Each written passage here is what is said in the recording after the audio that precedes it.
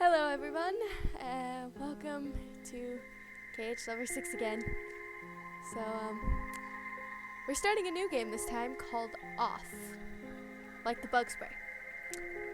This is a very creepy, disturbing looking game, but I was convinced to play it, so let's go. If this text is hard to read, please exit the game and install the font files in the games folder. I'm good. Caution, it's possible that certain scenes of this game are shocking to an unwarned public. Or maybe not. I'm not sure if I should be scared or relieved. Let's go.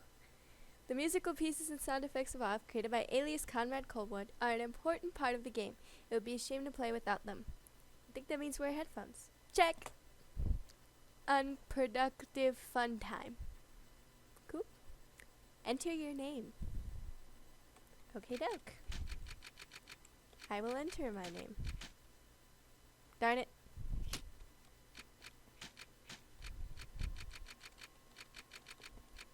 There.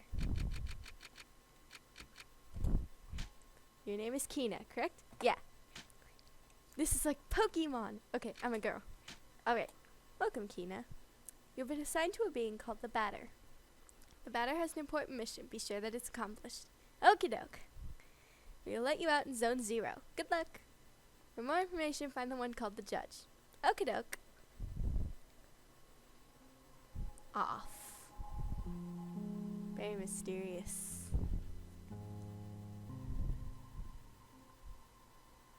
To move my body, use the arrow keys on your keyboard. Not 1 second into the game and we're already breaking fourth walls. To interact with the environment, use the space bar or the enter key. You know, generally they have a faceless tutorial window, but no, it's your actual character speaking to you. So are we like the invisible partner? Actually, that's pretty cool. Alright, let's go. Okay. Okay. Can't go anywhere. Alright, let's go up. Zone 0. Very interesting art style. I believe this was made in RPG Maker 2003, so definitely curious. Cheshire grotesque cat. There cannot be any other living beings in Zone 0, so I must assume you are only a mere figment of my imagination. Nevertheless, I will introduce myself. I am the Judge, and I am aching to know your name, dear illusory interlocutor. Oh, you're the thing that the weird tutorial guy told me to find if I needed more information. I'm the Batter. I've been assigned to a sacred mission. Do you have no name? Is your name literally the Batter? It is a pleasure. However, it is not the puppet I was suggesting, but the puppeteer controlling it. What is your name, dear puppeteer? Is he talking to us? Her name is Kina. She can't talk to us. I am mute. However, she can hear and see everything. Yep.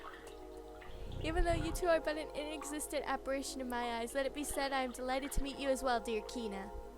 I believe we are in need of your services. Many people are in need of my services, you know. Everyone loves cats. I'm more of a dog person myself. We rub ourselves against their legs and purr in the most insistent manner. They adore that. My cats just scratch me all the hell. I am not talking about that kind of help.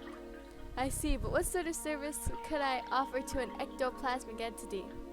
Isn't ectoplasm like ghosts? Are you calling us a ghost, Mr. Grotesque Cheshire Cat? The Judge, right, that's your name. I have a sacred mission to fulfill. I must purify the world. Borg anybody? There is no objective more laudable than yours. I accept to serve as a guide through this area if it is of any help to you. Thanks. Strange flying animals. 4, 4, 8, 2, or 8, 2, 8, 7, C. I'm sure that means something. A luck ticket has been found. Cool. What's that? Restores a moderate amount of HP. Cool. Allow me to confess I find you quite tangible for a phantasmagorial being. We're real, Mr. Cheshire Cat, I think. this like that one movie where the guy was a ghost all along? Might you in fact be a creature of flesh and blood? I think so, yes. You think. You think. Okay. So I've been mistaken from the beginning. You did not even interrupt me in my deluded phantasms. This is relatively bizarre, I must say. For you, the first living being I was given a chance to encounter in this lagoon. Oh, so you must be kind of lonely, huh? I had in fact concluded that Zone 0 was an empty land. Obviously, I was misled. Okay. However, there exist other zones, and in those territories, the risk of hostile individuals attacking you in a most violent manner is quite high. Your sacred wish will likely lead you into these lands. Would you like me to teach you the art of violent confrontation? You talk weird, Mr. Cheshire Cat. Purification in progress. This here is the battle screen. As you can observe, you'll find yourself placed at the right-hand side of the screen. Okay. Do I get to beat up the creepy Cheshire Cat? Your opponent, however, will, in this case yours truly, will be located on the left side, the correct place for a single combat. At the beginning of combat, you will be confronted with a choice. You have the choice whether to attack, auto, or flee. Not many options, but okay. Attack naturally permits you to engage the fight in a classical fashion. Auto is your decision. The computer will make the strategic choices in your place, making you simply the spectator. Finally, flee, as its name indicates, is the option of a coward. I dehort this alternative. I'll flee as little as possible, Mr. Cheshire Cat, just for you. And now is the time for the offense. Choose attack, select the batter, then choose attack anew to off me with your bat. Do not utilize the auto function. The computer will not hold back, and I would take the risk of dying, taking my secrets with me to the grave. Oh no. Don't want to hurt Mr. Cheshire Cat. Excellent, clear, dear sportive companion. You must consider the fact that the batter and the enemy's levels determine the impact of your assaults. It is possible that you or your adversaries could avoid the barrage of attacks that you will throw at each other with slyness. Turn-based combat. Don't you love it? On occasion, your cast iron will get you a critical hit, which will cause teeth to fly in heaps. Interesting. But let us move on. If you are willing to, you may have noticed that when you chose attack for the first time, after you selected the batter, a new window opened itself at the lower right-hand side of the screen. He seems to alternate between adjusting the batter and adjusting me. There you have the choice between 4 new options. Attack leads to a soul strike against a likewise soul adversary. Competence permits you to use one of your special skills. Objects will grant you access to the objects you are currently carrying. Finally, you have yet again the opportunity to flee, but remember, solely the batter is responsible for that option in his personal menu. So we're like the leader. Cool. How about trying to utilize an object? Take this luck ticket and use it on the batter's person with gratitude. A luck ticket has been found. Oh, I'm sorry, Mr. Kitty Cat. Object. Luck ticket on the batter. Impeccable. Your mastery of battle borders on brilliancy, my dear. There's one thing we have not yet addressed. I am of course talking about competences. They are generally, in layman's terms, special moves that can trigger surprising effects. They may induce a resurgence of health points, or may be, in and of themselves, powerful attacks. Nevertheless, know this, any use of competences leads to a consumption of competence points. You know, competence generally means, like, general smartness, so does that mean we use up brain cells? So yes, that you use these skills sparingly. Once your CP is completely consumed, it will be impossible to carry out heavy assaults. Ooh, dangerous. And if you happen to cross swords with a tougher opponent before being able to get some more CP, victory will be uncertain. Use them wisely. The cat offers good advice. But try right away. Choose competence and try using the wide angle, which allows you to analyze your enemy.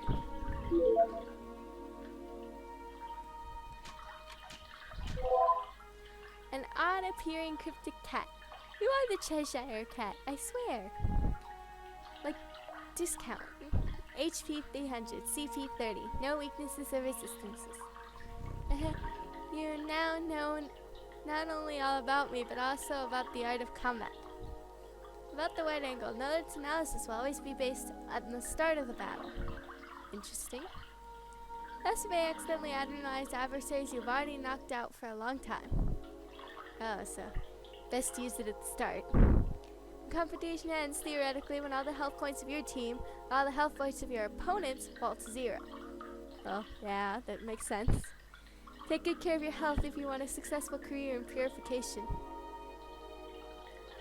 I'm not sure whether you're like genocidal or like if this purification is an actual quest. I really can't tell. From now on, you will be ready to crush all impure obstacles that get in your luminous mission's way. Well, supposing your intelligence is on the same level with your undeniable capability of dealing bat blows to an innocent cat, you're not innocent. Don't lie. You look like freaking, like, feline version of Smile Dog. Be that as it may, your training has not reached its end yet. Let me ask you to follow me if you still want me as your guide. Okay, Mr. Cat, I will follow you. Ah yes, to pass through here you need to use your cerebral organ, you know, the one bathing flabbedly in your tired cranium. Our brain. I believe those floating blocks correspond to the symbols you can see on the wall in some way or another. Okie-doke. 3 and 4. Okay. 1, 2. Damn it, Bob. 6, 8. 2 again. Oh, there we go. And 3. Okay. Aha, finally, after all that exertion, the eagerly awaited recompense makes its entrance to the scene. It's his food. Crunch, nom nom, crunch. Really? There's more of these weird blocks. So, oh, this place is open now. Pieces of silver, flesh has been found. Okay. Is that what these numbers are for? 4. Quite peculiar. 4, 8, 2, 8, 7, C. Okay. I'll try and remember that, though my memory is terrible. 4, 4, 8, 2, 8, 7, C.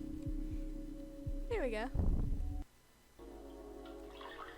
Here is an accessory that is going to be especially helpful on your purifying quest, dear enlightened student and sportive friend.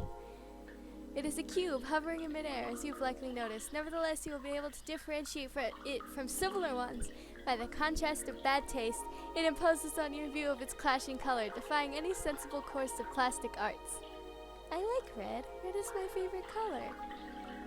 However, do not judge it too quickly, because despite its criticizable appearance, this red cube is of undeniable use. Aside from rendering you the entirety of your health and competence points, it is capable of saving your progress and sending you to the nothingness. The nothingness is a lieu of transition outside of space itself, where you can travel from one point to another at the speed of light. I now invite you to try it in order to discover locations more populous than this deserted land. Open your wings, my dear companion, and hurry towards the following zones without hesitation. Your only enemy is the fear that will grab you. That you just trained me in the art of violent confrontation to deal with enemies. And then you say that my only enemy is fear? Okay. Maybe you need some more brain cells. You're using them all in combat.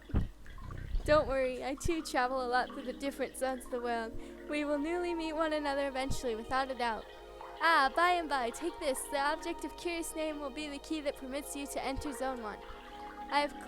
Have I clarified that you can at any time consult your inventory and characteristics by pressing the escape key? The Leo card has been found. Cool. Health points and competence point completely restored. Save. Alright guys, I'm gonna end it there for now. But this game seems pretty interesting so far, so I think I'll stick with it. So I will see you all later.